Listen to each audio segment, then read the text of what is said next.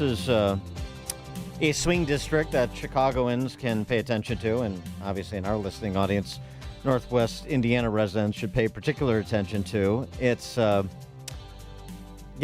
a competitive House race and a possible pickup opportunity for House Republicans. And oh, by the way, there's more than the presidential race, and these high-profile Senate seats. There's also these seats like Indiana 1, where perhaps control of the House, I should say, hangs in the balance.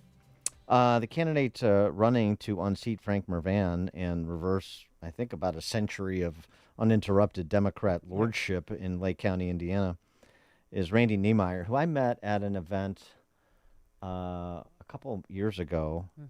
Interesting guy, trucker. So, boy, he's got some relevant expertise, not just with respect to supply chains, but with respect to potentially what we've been talking about the last week is trying to get things to people in need after natural disasters.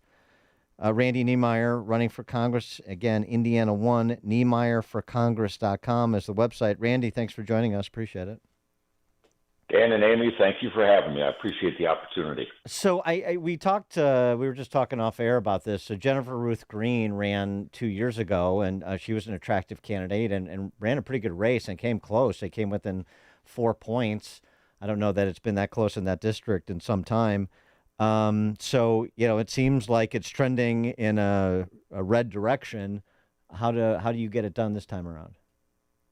Yeah, she did a great job, Dan. She set a good template. But what we saw was that some of the stronger Republican areas of the district really just didn't turn out.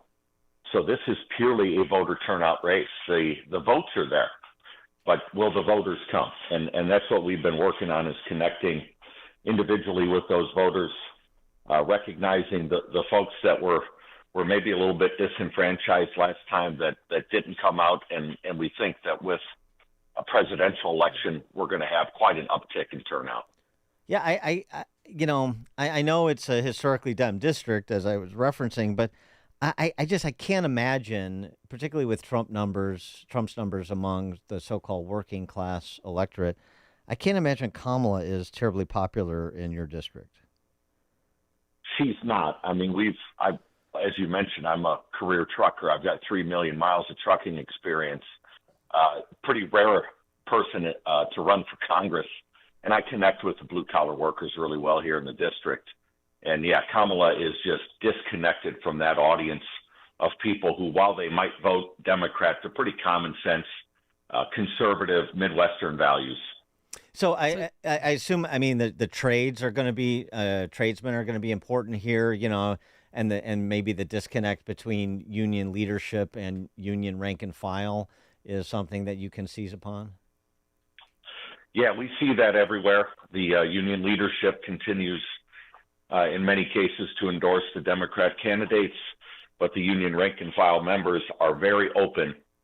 And we've spoken at a number of union halls, gotten great reception, answered tough questions, which the Democrats right now are not doing, and willing to stand in the fire and earn their vote. What made you want to go from trucking to politics? Well, I started in local government back in 2011 as a town councilman in Cedar Lake, and I'm a county councilman now. It's a passion of mine to serve. I have some family members that have served in various levels of government, and my grandmother was a 35-year cafeteria worker, and when she passed away when I was 16, over 1,000 people paid their respects to her, and it really inspired me to do something in public service that gives back to people and leaves a lasting legacy. So this was my mission in life, was to find that place, and I found it in local government, and now running for Congress because I feel like for my young adult children who are 20 and 22, that the American dream is further than it's ever been from that generation. Being an over-the-road trucker and running the family trucking business now, what sort of insights do you glean from the economic times in your district and in the country in general? I mean, where do you come in terms of these are some of the things we need to do to relieve people of the price spikes for groceries and gas and other things, and create more opportunity. It's common sense stuff, Dan. Trucking's actually been in a recession now for over 2 years, and whenever trucking is down, the economy underneath it is usually in pretty bad shape, and we've been witnessing that for a couple of years. We've seen the rising costs in trucking and the lower rates really impact all of us. So it's getting back to the common sense things and actually budgeting in Congress, something that they haven't done in 20 years plus. Getting a budget passed, a balanced budget, not just appropriating the money, but telling it how to behave. It's what we do in small business every day. It's what keeps the supply chains going. And it's what allows me to continue to make payroll, is we have to be really smart with money in tough times. And government, unfortunately, thinks that it's the government's money. But I remind people, government doesn't produce anything. It only takes money from people and businesses. And we have to get back to treating it responsibly in that way. How many employees do you have?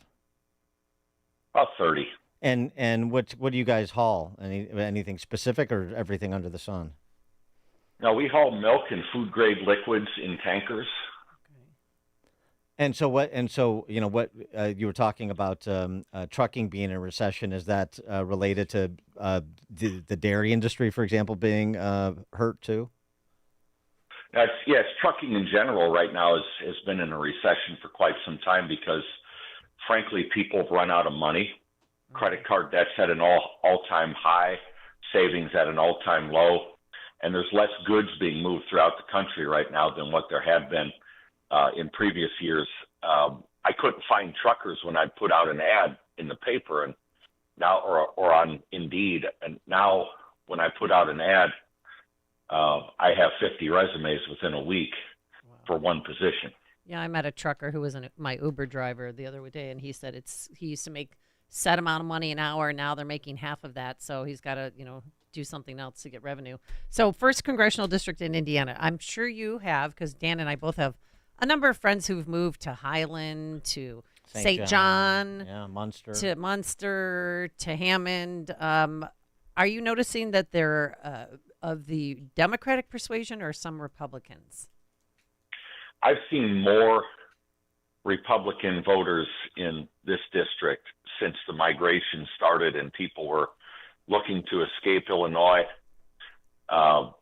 We've witnessed here in Lake County. I'm the county GOP chairman. Lake County now has the third highest amount of Republican voters in the entire state of Indiana.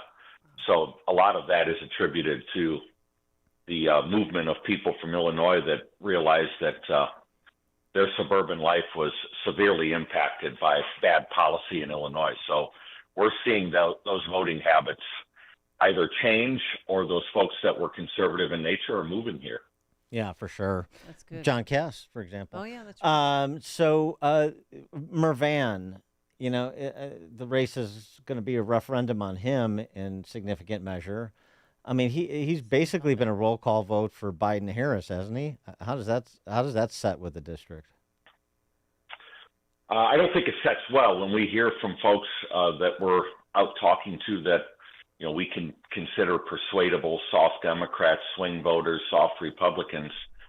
People expect their voice in Northwest Indiana to be like them, kind of independent, hard-nosed, once in a while a little bit rude.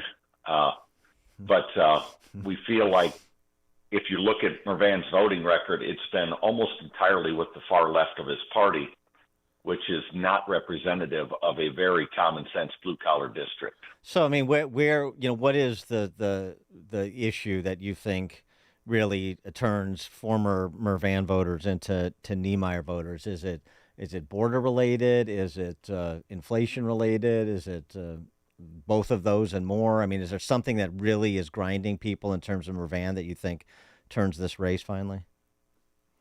Top two you just mentioned. Number one is economy. Number two is border. When it's between $10,000 and $15,000 a year more in actual cash for a family of four to live, and your wages haven't kept up, people vote with their wallets. It's harder to live right now. Folks on fixed incomes are getting crushed by inflation and bad monetary policy in our country. Yeah, the open border has opened everyone's eyes to its overall impact, public safety, access to public services, draining of public systems. So those two issues is what we hear when we're going door to door more than anything. I mean, where do you think this race is right now? How tight is it? It's tight. I mean, everybody's got their internal polls, Dan, and sometimes that makes it tough to tell. But all the data that we see and the attacks that we're getting now tells us that we must be hovering over the target. We're right in the running. We've got a great ground game, and what our internal polls showed is that we are tight. We're very, very tight with the educated voters, so we're just out there educating people and earning votes. And with early voting starting today, it's the nitty-gritty now, and we feel it tightening up every day. All right, well, get out and bank your vote for Randy Niemeyer if you live in Indiana 1. Yeah, I'm going to text my friends. Republican nominee for Congress, Indiana 1st Congressional District, Randy Niemeyer. Again, the website for more information on his candidacy, Niemeyer, Niemeyer, NiemeyerforCongress.com. Randy, thanks so much for joining us. Good luck. Dan and Amy, I appreciate you taking the time, and have a wonderful day. You too. Thank you so much. And he joined us on our turnkey.pro answer line. This is the morning show more Chicago radio listeners are choosing. This is Chicago's Morning Answer on AM 560. The Answer. Balance of Nature's fruits and veggies supplements, changing the world one life at a time. I saw a Balance of Nature commercial. I said, I'm going to try this stuff out. So I got it. I'm going to take those capsules. I'm going like, oh my goodness. I really truly believe that this stuff is really pretty remarkable. I love this product.